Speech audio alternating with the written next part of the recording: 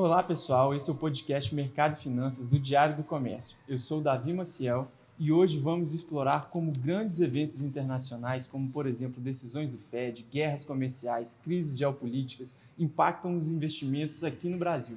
Com a experiência do professor da Estácio Belo Horizonte, Alisson Batista, que é administrador, contador, mestre em administração e finanças, nós vamos entender de maneira clara e didática por que tudo que acontece do outro lado do mundo pode refletir diretamente na sua carteira de investimentos aqui no Brasil. Então seja muito bem-vindo, professor Alisson. E para a gente começar aqui esse programa, conta para a gente de maneira geral quais foram os principais eventos recentes que impactaram nos investimentos na economia aqui no Brasil. Seja muito bem-vindo. Nós que agradecemos, da Estácio Belo Horizonte, o convite. Para mim, professor Alisson, é um enorme prazer participar aqui desse podcast junto ao Diário do Comércio, que é um jornal que traz excelente performance e uma grande qualidade a todos os leitores e ouvintes. Então, a gente teve, nesses últimos 5 anos, vamos colocar assim, um turbilhão de acontecimentos. Então, não podemos ignorar, por exemplo, o fato que estamos pós-pandemia ainda. Apesar de grande parte aí de muitos negócios, muitos eixos estarem recuperando aí as suas atividades, a gente traz o principal contexto dentro do turismo, por exemplo. Não podemos ignorar o fato que isso abalou bastante as estruturas de muitos mercados. E, nesse contexto, prejudicou até o controle das suas finanças. Se hoje nós temos o impacto de uma inflação fora do comum, tanto no Brasil quanto nos Estados Unidos, por exemplo, é decorrente, de fato, do período pandêmico. Então, quando a gente traz essa alta de juros e esforços constantes, tanto do Federal Reserve quanto do nosso Banco Central aqui, para aumentando ali a taxa básica de juros, fazendo esse controle para diminuir um pouco do consumo e controlar a inflação, é devido aos investimentos que foram realizados naquele período para salvar vidas, de fato. Então, nesse momento, a gente não podia ter tanta economia. E em eventos recentes, não podemos ignorar o fato aí dos conflitos que a gente está tendo, tanto ali entre Rússia e Ucrânia e no Oriente Médio como um todo. Então, a gente tem diversos commodities, e quando a gente traz dentro do contexto de energia, por exemplo, tanto lá na Rússia quanto lá na faixa de Gaza, a gente tem ali um desdobramento que vai impactar muito as finanças no cenário internacional. Então a carteira sofre, tá? Você citou aqui alguns exemplos, por exemplo, a pandemia, que é de fato ali uma crise que, de certa maneira, não tem muito controle em relação às decisões tomadas por pessoas, Por exemplo, a guerra é de fato uma decisão tomada por pessoas, mas ainda assim há um certo grau de irracionalidade numa guerra. Mas, por outro lado, nós temos alguns impactos que são racionais tomados por pessoas, como, por exemplo, as decisões do Fed lá nos Estados Unidos. Então, explica para a gente um pouquinho sobre o que é o Fed. Primeiro, que às vezes a gente escuta isso no jornal e as pessoas sabem o que é isso de Fed. E também como que essas decisões do Fed sobre taxa de juros, enfim, lá nos Estados Unidos, impactam o fluxo de capital aqui no Brasil. Com certeza. Então, quando a gente traz assim, o que é um banco central, para ficar mais fácil aí para os nossos ouvintes e leitores, é o banco dos bancos. Então, ele é o órgão máximo de instituições financeiras como um todo em um sistema financeiro nacional. Então, quando a gente está falando de bancos, sejam eles de investimento ou de crédito, de bancos como meios de pagamento ou de bancos como atividade para atualização de contas correntes e movimentação financeira, o Banco Central é o que vai organizar essas atuações. Então, ele é responsável por manter a emissão de moeda, normalmente uma nação, e controlar como que é a liquidez e o poder de compra dessa moeda. A gente tem que reiterar aqui, Davi, que caso tenhamos uma alta inflação, significa que o poder de compra dessa moeda está perdendo seu valor com o passar do tempo. A inflação ela vai acontecer. Se você tem $10 hoje, ele compra muito menos do que $10 há uma década atrás. A mesma coisa com o real. A inflação ela existe porque as pessoas elas vão sempre adquirir coisas e isso vai movimentar o sistema econômico. E o Banco Central está aí para isso. Então, quando a gente fala, por exemplo, de decisões de aumentar ou diminuir a taxa de juros, tanto o Fed quanto o nosso Bacen, né, o Banco Central aqui, eles controlam a taxa de juros para dirimir um pouco o impacto da inflação, né? Vale ressaltar que essas decisões elas são no médio a longo prazo, né? Então, o que o Fed define nas reuniões de 45 e 45 dias, por exemplo, elas vão impactar daqui a 6 meses, né? 4 meses. Então, demora-se para ver o reflexo disso, tá? Então, o que o banco, né, respondendo aí de uma forma mais objetiva a sua pergunta, o que ele faz é isso, é controlar a inflação, manter a estabilidade e liquidez da moeda e o poder cambial no cenário tanto nacional quanto internacional. E o Fed, né, vez ou outra a gente vê eles aplicando algumas estratégias de tapering, alguma coisa assim.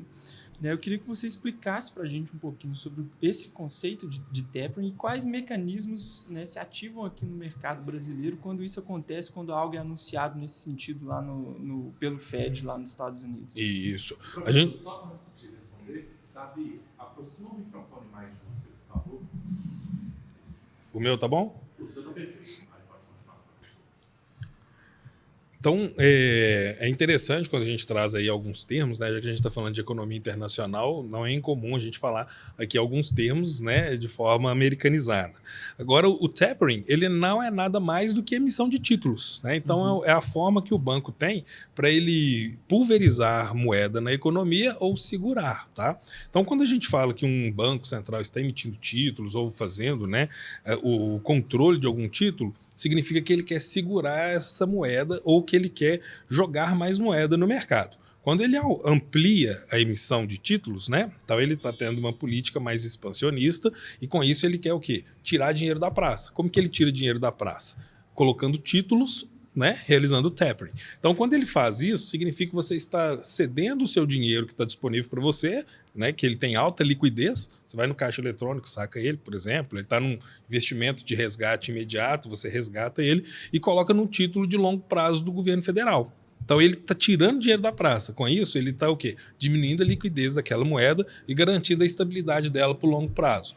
Agora, estamos num momento que ele precisa que tenha dinheiro na praça, ele faz o inverso. Ele diminui, né, as taxas para recompra e joga esse dinheiro de volta para a praça. Você tem um título, aí o governo ele te dá a opção de você resgatar esse título hoje com parte do investimento que você teve e o retorno dele também. Então, com isso, para você é relevante ter esse retorno nesse momento. Fala assim, opa, para que eu vou esperar até 2035 se eu posso resgatar agora e aplicar em um outro título mais rentável ou aplicar no meu negócio, fazer capital de giro e assim consecutivamente. Então aí se o governo tiver esse interesse também, ele pode resgatar esses títulos e jogar o dinheiro de volta no mercado. É uma estratégia, né, a gente chama de política monetária, que ela é muito utilizada pelos bancos centrais de todo o mundo. Né, às vezes, né, comprar títulos do governo pode ser considerado ali uma estratégia segura, alguma coisa assim, mas, né, também depende do governo, né, de que governo estamos falando. Né? O que você acha num cenário de risk-off, né, que é sem riscos? A gente pode confiar no governo na compra de títulos para ter ali uma reserva, alguma coisa assim? Faz sentido um investimento nesse cenário? O investidor, né, que quer evitar riscos, né, ele pode investir em títulos do governo? Com certeza. Então, assim, é importante a gente reiterar, né, para o nosso ouvinte que o risco ele sempre vai existir. E sempre ele vai estar também proporcional ao retorno que você espera. Né? Então, se você quer ter um alto retorno, você tem que estar mais propenso ao risco. É o que a gente chama de risk on. Né? Agora, se você não quer tanto risco, né, estamos num momento de incerteza, né, conflitos geopolíticos. A pessoa que quer investir internacionalmente, ela está com receio de perder a grana que ela vai colocar lá fora. Então, aí é o que a gente chama de risk off. Então, ele está com pouca aversão ao risco, né? Ele está com uma postura mais moderada e, às vezes, até conservadora. Então, nesse contexto, nada melhor do que os governos para você aplicar o seu recurso. Qual que é a chance de um país quebrar? Né? Tendo em vista que ele tem vários tesouros aplicados, ele tem estruturas governamentais que possuem possibilidade de geração de caixa. Então, é diferente de você ceder o seu crédito para uma empresa, né? Por exemplo. Então, quando a gente está falando que vamos comprar títulos públicos, a gente está comprando títulos da maior entidade que carrega o nome de uma nação, né? Tem um CNPJ, né? O governo, seja ele municipal, estadual ou federal, ele tem ali a sua estrutura e aí você está acreditando naquela estrutura para que aplique o seu dinheiro. Normalmente eles tendem a ser de longo prazo, né? E tem uma garantia extremamente considerável. Abrasileirando, né? Vamos trazer exemplo aqui, nosso Tesouro Selic, né?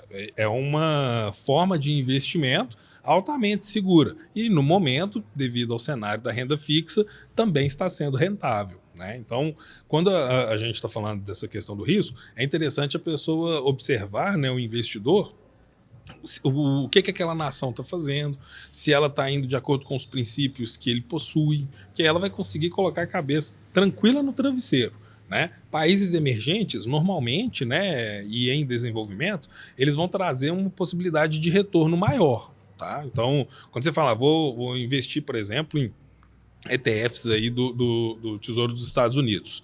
Beleza, mas todo mundo acredita nos Estados Unidos, ninguém acredita que ele vai quebrar, por exemplo.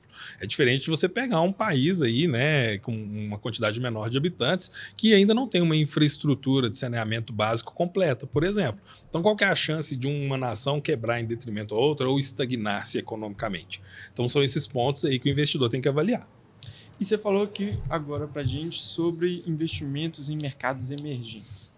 Eu vejo principalmente em relação aos mercados emergentes,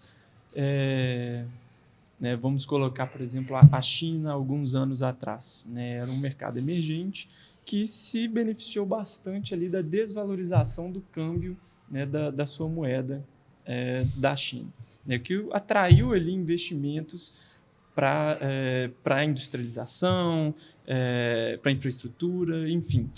Né? Como que você vê, né, a desvalorização da moeda aqui no Brasil durante esses eventos globais que afetam os investimentos em dólar? A gente tem, por exemplo, alta de commodities, pode fazer sentido, né, investir em empresas que fabricam ali, que produzem matérias-primas ou não? Como que você vê essa questão? Para o investidor de fora, né, uma desvalorização da nossa moeda é altamente favorável. Tanto para quem compra nossos commodities, para quem quer investir aqui, né? Então, ter o câmbio ao seu lado é um fator que pode exponenciar os seus resultados, né? O que seria isso?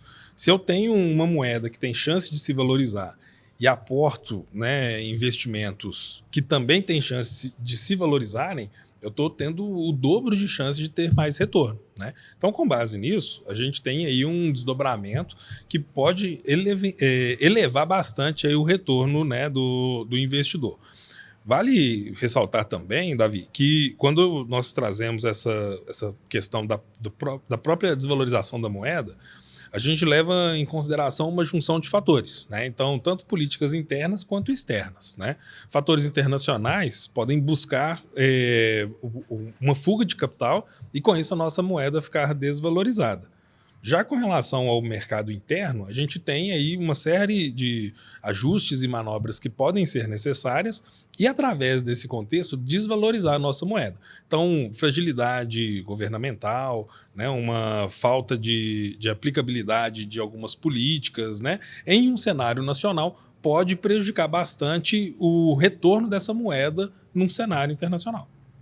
E em relação, né, aos setores que a gente tem na economia, que principalmente estão listados ali na Bolsa de Valores. A gente tem muito impacto do FED nas altas de juros aqui no Brasil, né? Como que isso influencia nas decisões do Copom aqui no Brasil e como que esses setores que estão listados ali na Bolsa, né, de Valores aqui no Brasil são sensíveis a isso, né, a essa variação das taxas de juros, né, porque a gente tem um cenário de um impacto que vem de fora para o Brasil, né, por decisões externas ao Brasil, que influenciam nas decisões do Brasil, que, por sua vez, impactam os setores, né, da economia, que estão principalmente ali, os mais visíveis, listados na Bolsa de Valores. Então, quais são os setores que você enxerga que são os principais afetados? Com certeza. Então, o Brasil, né, a gente tem um agro muito forte. Então, Então vamos começar falando do agro aí.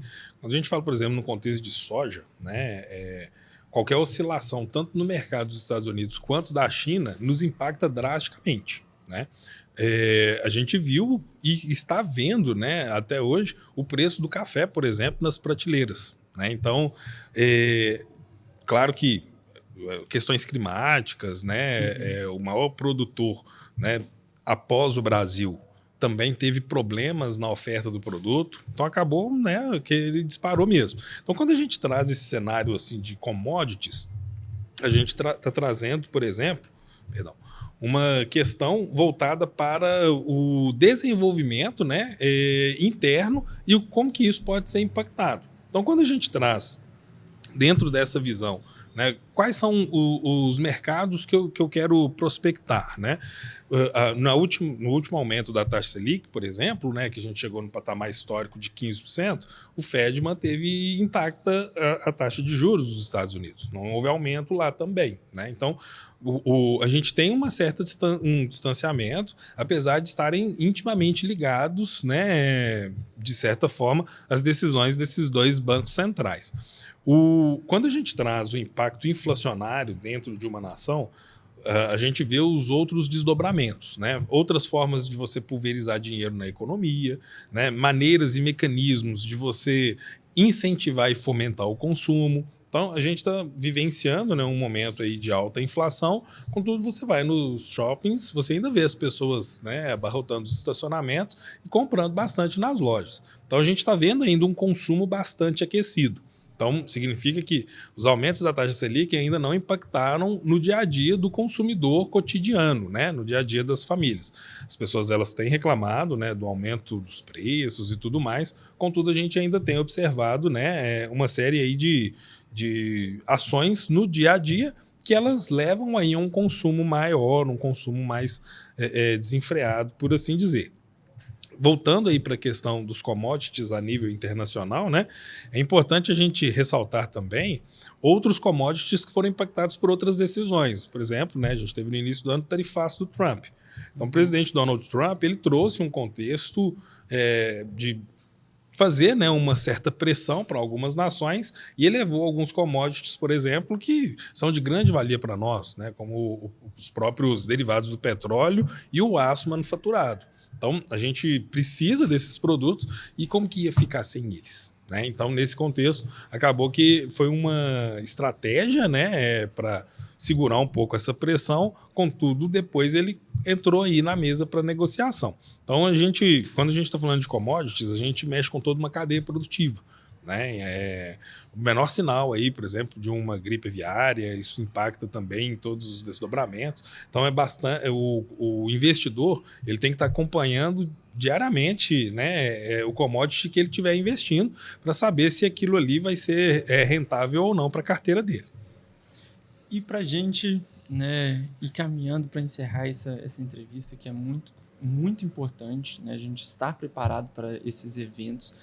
Eu queria saber de você, como que a gente faz para se preparar para esse tipo de eventos, né? Que tipo de lições a gente consegue aprender em relação às crises de 2008, a crise da pandemia, crises de guerras eventuais que acabam pipocando aí pelo mundo? Como que a gente consegue se preparar em relação a isso?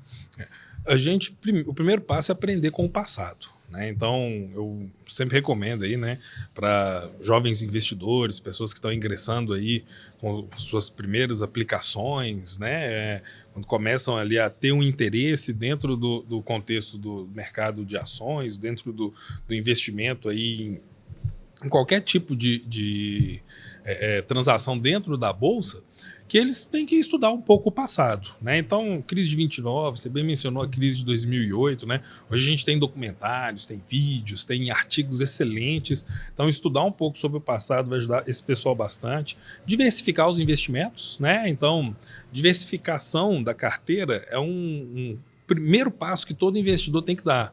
Então ele não pode, né, colocar todos os ovos dentro da mesma cesta, como a gente popularmente diz. Então vale pegar aí um crédito internacional, com certeza, mas ele pode aplicar também, né, numa renda fixa, coloca um pouco ali em algumas ações de alto risco, né? Ele balanceia a carteira dele de acordo com a versão e de acordo com o perfil de investidor. Então se é uma pessoa que está mais madura, ela não vai poder, né, já colocar um valor alto ali em ações, por exemplo, né, que tem um risco maior dela ter uma grande perda.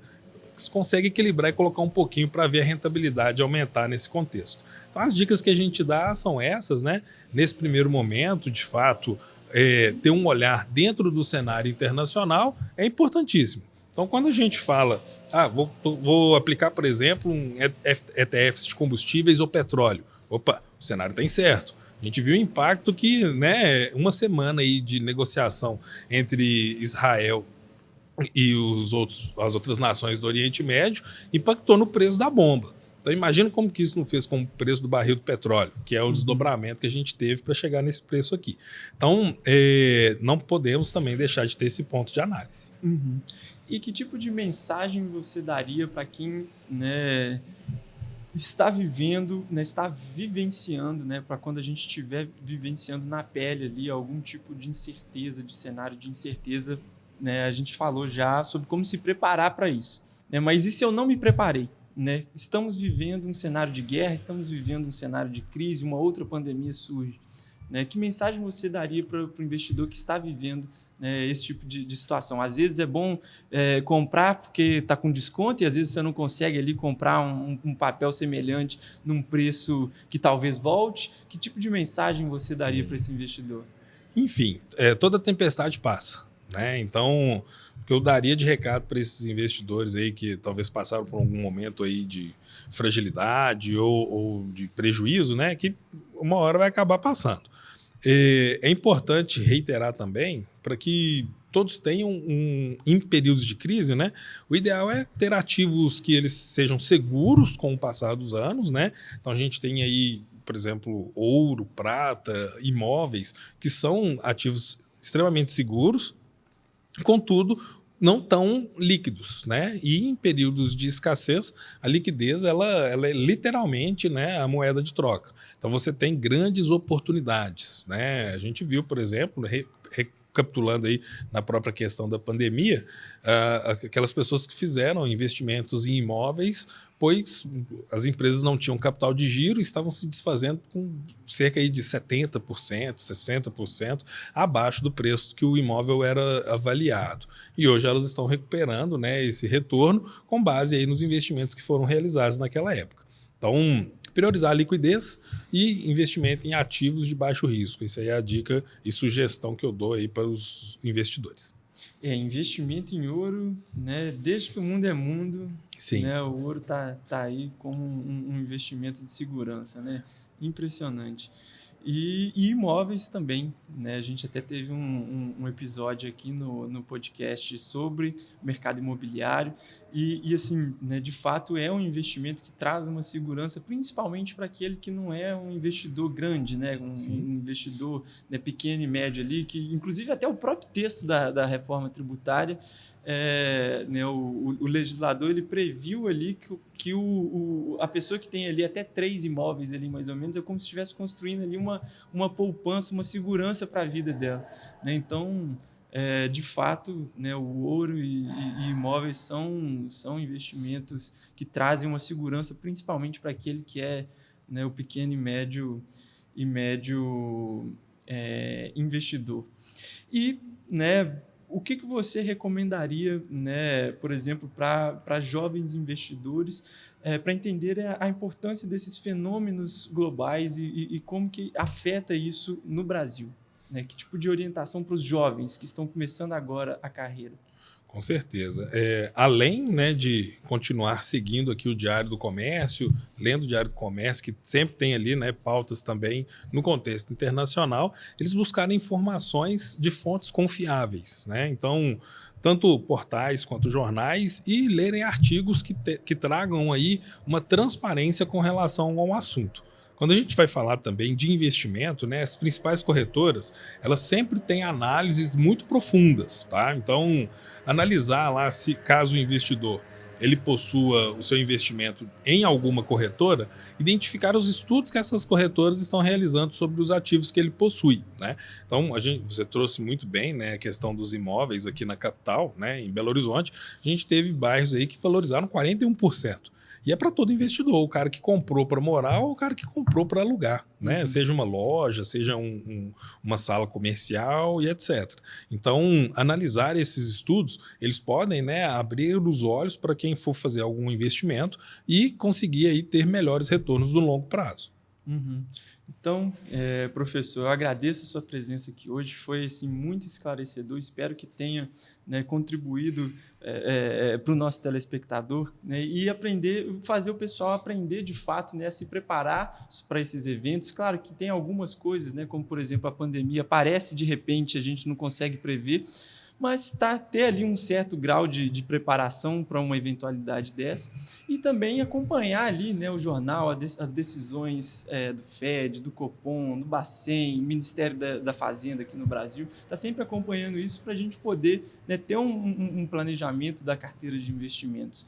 Então, pessoal, né, espero que vocês tenham gostado desse episódio. Acompanhem os próximos episódios do Mercado e Finanças e dos outros programas aqui do Diário do Comércio e te vejo no próximo episódio. Até mais, pessoal!